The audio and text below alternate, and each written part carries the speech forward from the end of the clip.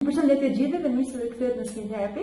Receta që kam përgatitur për sot është mjaft interesante. Do t'ju tregoj se si mund përgatisni në shtëpi një xhel për modelimin e flokët, ku baza do jenë farat e linit, siç mund ta keni vënë re. Kohë të fundit në shumë produkte kozmetike, produkte kryesore janë farat e linit, pasi ka vitamin F, vitamin E, omega 3 dhe omega 6, të cilët janë acide esencial, që janë shumë të mira për organizmin tonë, por gjithashtu edhe për flokët përdoren shumë, për të shtuar shkëlqimin, për lëkurën e acaruar. Prandaj dhe ne do ta përdorim sot në përgatitjen e xhelit. Përgatitja e xhelit do jetë shumë e thjeshtë.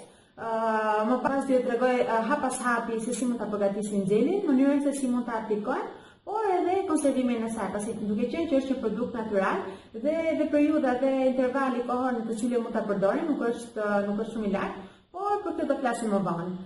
Qëndroni me ne dhe ndiqni hap pas hapi për përgatitjen e xhelit. Pra, si që thash dhe më parë, produkte kryesore janë farat e linit.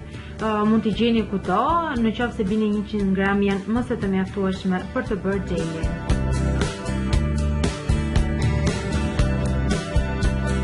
Më pas, produkti i dytë dhe i fundit që do të përdorim është sigurisht uji.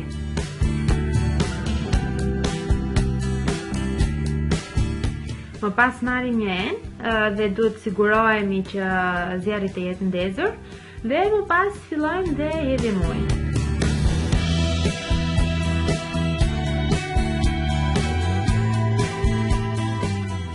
Para se fillojmë të krijojmë xhelin, duhet kemi parasysh raportin që duhet të ekzistojë mes farave të linit dhe ujit. Raporti është 1:3, një gotë ujë 3 lugë fara linit, por unë preferoj ta bëj 2 gota ujë me 6 lugë fara linit, pasi edhe masa e xhelit që krijohet është më e madhe.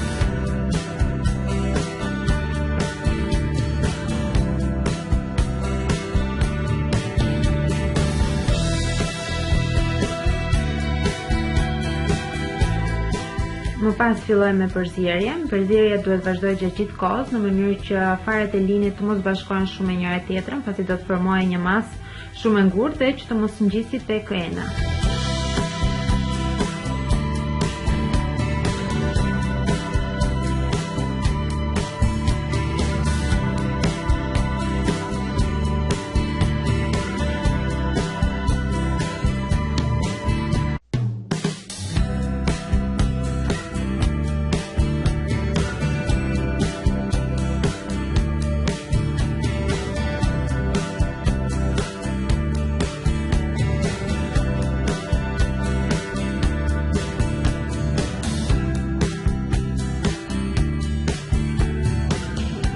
Pas pak nga pak tek sa përzjeni do të shikoni që edhe xheli po fillon të marr formën që duhet të ketë.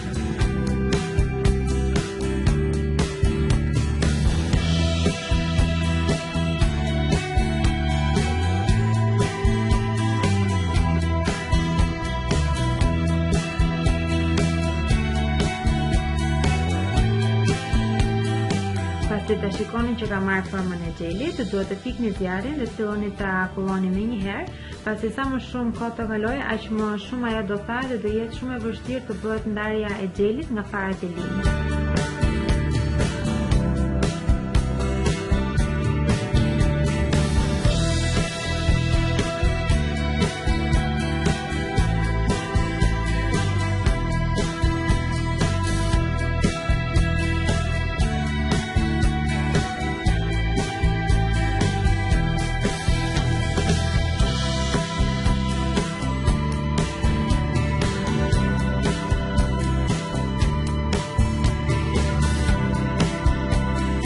Farat e linit kanë diçka të mirë, pasi mund t'i zjeni edhe një herë me të njëjtën procedurë si më parë dhe ta kulloni përsëri për të përfituar më shumë xhel dhe nuk do të ketë asnjë ndryshim nga xheli i formuar më parë.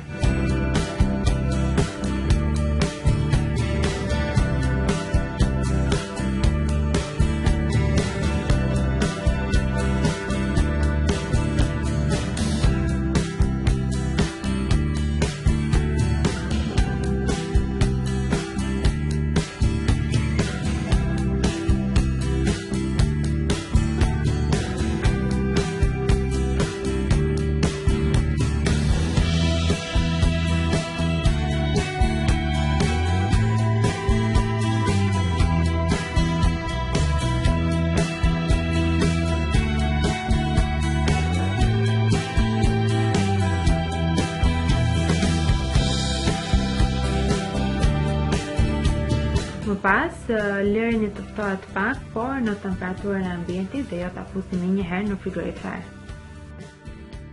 Pasi ta shikoni që është ftohur plotësisht, mund ta hidhni në një kuti kremash, nga kremrat të cilët keni përdorur më parë. Ruajini kutit sepse do ju duan dhe mbylleni me kapak dhe lëreni në frigorifer. Kjo mund të rezistojë 3 javë deri në 1 muaj, pasi duke qenë që nuk ka konservant dhe periudha e konservimit të saj nuk është shumë e lartë. Këtu keni të demonstruar një mënyrë se si mund të aplikoni gjelin në flokët tuaj. Është një mënyrë shumë e thjeshtë, besoj se është mënyra e vetme që përdorim të gjithë ne që kemi flokët kaçurrela.